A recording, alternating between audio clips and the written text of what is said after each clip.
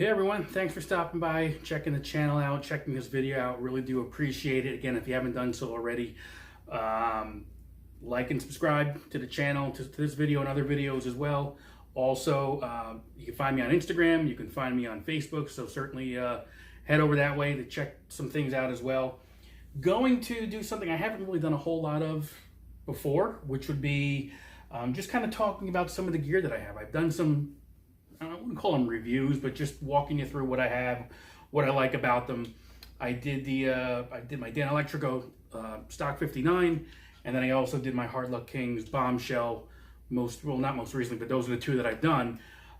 Figure I would just start going through some of the other guitars, give you an idea of what I play. I know some people have asked, what do I play as far as guitars and amps, so we'll go through that. I'm not going to do a whole lot of playing on this, and here's why. Between what I have, my gear, my setup, even if you had the exact same gear, it's going to sound different. So I'm going to just kind of walk you through what I like about the guitar itself, how it feels, playing it. I'll play a little bit at the end. Again, I'm going to kind of just play a little bit so you can kind of hear some of the differences in terms of playing around with the pickups and the master volume and all, and blending a few things here and there. But I'm not going to dive too deep into, tone and all that, whether you're using a tube amp, a solid state, a practice amp. So, I'll just kind of keep it real simple. Again, this is the Gretsch, the 54T rat rod, which just has the Bigsby bridge on it, which is pretty cool, something different as far as that type of bridge that I haven't used before. Really dig how the guitar feels. It's actually pretty lightweight. I wasn't sure what to expect. I was also surprised at how, thin the body is. I was expecting with a Gretsch something a little bit wider, so it's kind of, I don't say awkward, but just different as far as what I expected when I, started playing it. It's kind of give you a bit of a sound. So it's kind of cool sounding. Open back tuners.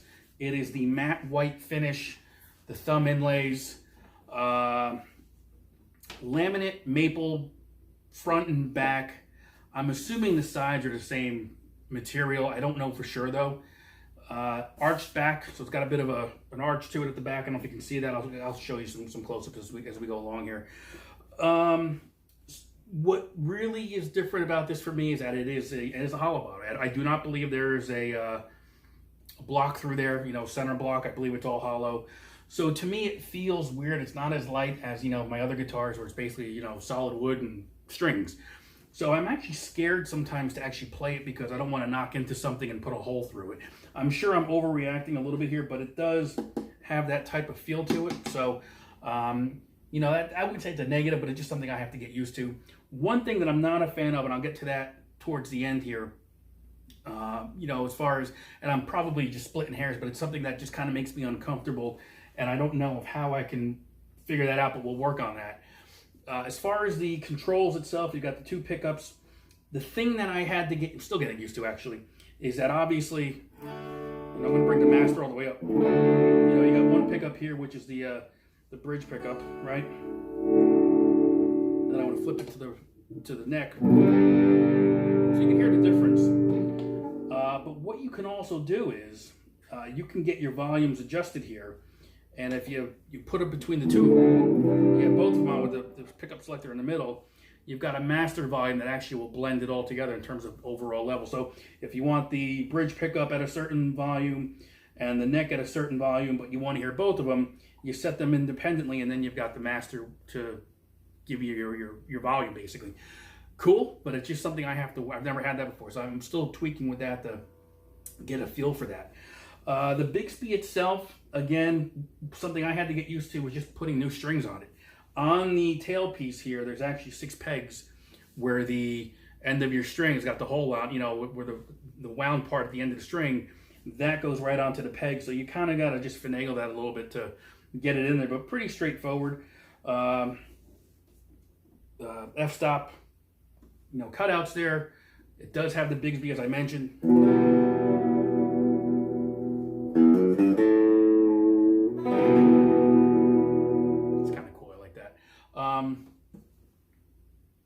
Overall, again, I'm just trying to give you a quick rundown here.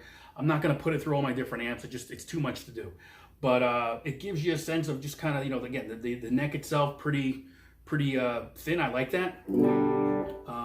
The thumb inlays, which again, I think I mentioned that, are pretty cool as well. I like that kind of that traditional look of a Gretsch.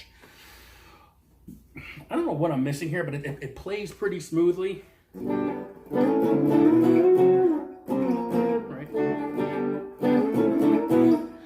So I mean, it does play pretty good. The thing that I have an issue with, whatever you want to call it, I'm not a fan of, I should say, I am a fan, but I'm not a fan of the strap buttons here.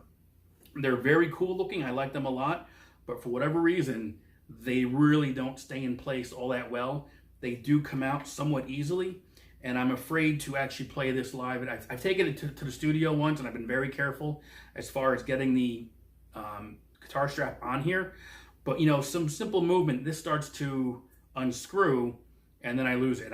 It's not a matter of putting different lockers on there, different strap buttons. I'm just that these aren't staying in place. So I don't know if, and maybe somebody out there can tell me, if I took these out and put a little bit of wood glue in here, would it stay? Does it affect the body? I mean, even if it doesn't look perfect, I'd rather have that than the chance of this falling off me and shattering.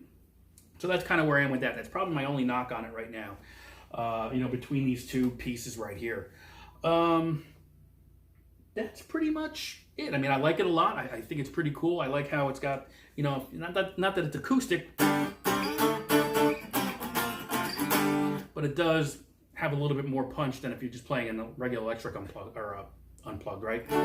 But, you know, and then I'm going to go through just some quick sounds real quick. Not tones, but I'll just play around with the two pickups, you know, with the master volume, blending it, just to give you an idea how it works. Again, everyone's going to have something different. I don't care what your setup is. If we have the exact same setup, it doesn't, to me, I don't think it's worth just cranking through, whether it's a half stack or a, you know, a little tube amp, you know, like Fender Blues Jr. I like how it feels though. It feels really good. The single cutaway, it just has a really cool look to it. So I really like that a lot. So, you know, let me know your thoughts. If you have one, do you kind of feel the same? And are we feeling differently about this? It just has a nice, cool vibe to it. Would it be the first guitar I ever get? Probably not. I think typically we'll go for that standard Strat style, Les Paul style, which is cool. But this would probably be the next one for me. It just has a nice feel to it, really. So let me stop talking. I know people hate it when you talk, but this is what that video is about. You know, just kind of walking through how I feel about it, just how it plays. I have not gigged with it yet. I don't know if I'd feel safe gigging with it. I mean, unless I'm playing somewhere where I know I trust everyone around me and there's no issues.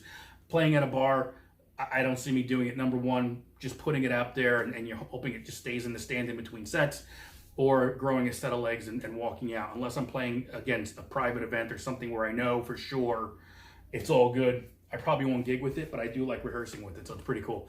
So let me know your thoughts. Like I said, I'm going to just kind of, you know, we'll go to me just, again, playing. We're not going to score me on how I'm playing and, you know, the right chords and the keys, and we're kind of just going to be messing around more so just so you can hear the two different pickups and how they kind of work together, just in terms of cleaning it up for a clean sound, opening it up to kind of get more of a dirty, overdriven sound, nothing really heavy, because I don't want to, again, you want to kind of hold this back because you probably would get a lot of feedback. So hopefully you enjoyed this. I'll be doing some other reviews, just, again, not reviews, just walking you through my gear and how I've used it over since I've had it, basically. So hopefully you'll check those out as well. Again, just like, subscribe, hit the button, all that good stuff, which I know a lot of you have done already, so thank you for that. Check out the website, sixstringfun.com. And, you know, one of the things I'm working on, just, you know, shameless plug here, I'm actually working on an ebook for the minor pentatonic scale, all 5 positions, and just really how I learned it over time, which I should have learned it, but I never did it until was much older and advanced in age and all that. So, but that'll be coming soon. So if you have any questions, let me know about that. In the meantime, thank you. And we'll take a look now at just how this sounds with some of the other settings. Thank you. All right, so let's give this a listen. Again, I'm not too concerned about I'm actually going through a Spark 40 just for the sake of playing through an amp. And I'm actually by design sitting far back so that way you can actually see the whole guitar. I'm going to be kind of just fiddling back and forth between the pickup selector, volume knob, and all that. And I'd rather you see what I'm doing, or at least I can kind of call it out, instead of having to go back and put it a text in there, or messaging in there, so you know what's going on. I just think it'll flow better this way. So what I'm going to do is, there's no real plan here. I'm just going to kind of play, and we'll start. So what we got here is we're on the bridge pickup. I'm going to try to keep it clean, go a little bit dirty, go to the neck pickup, same thing, and then I'll just start blending a little bit so you can kind of hear how that goes, okay?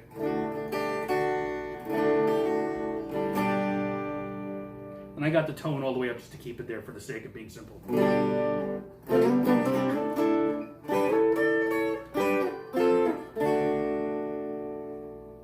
going to give it a little more volume now.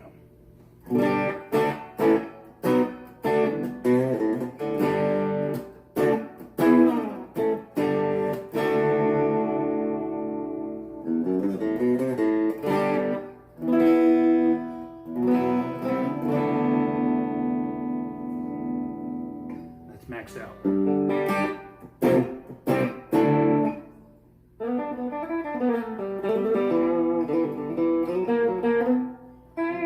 Oops.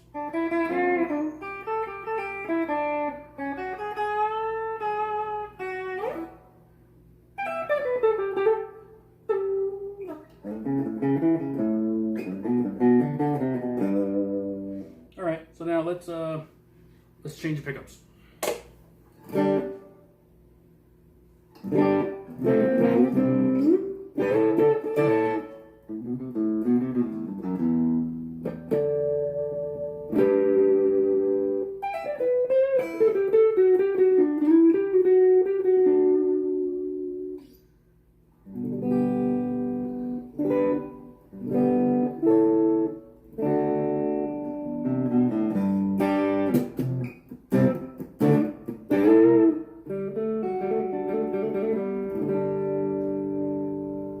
Out. But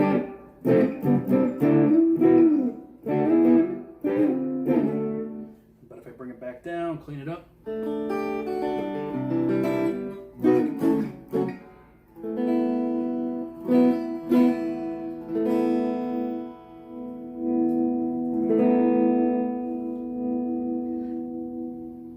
again, this is the master volume.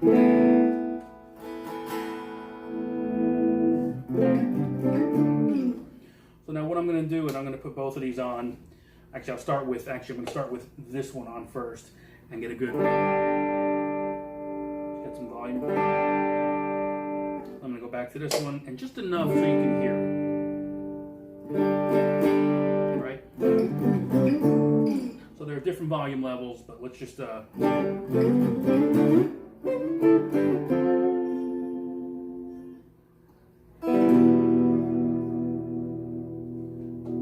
got both on. And it's being controlled by the one master volume now.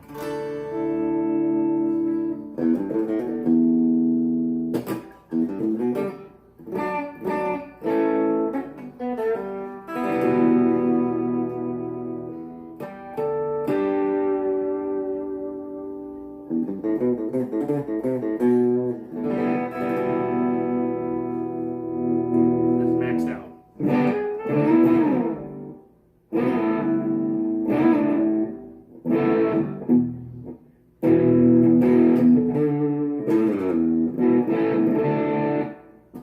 So that kind of gives you an idea there. Again, that's both pickups. Again, bridge,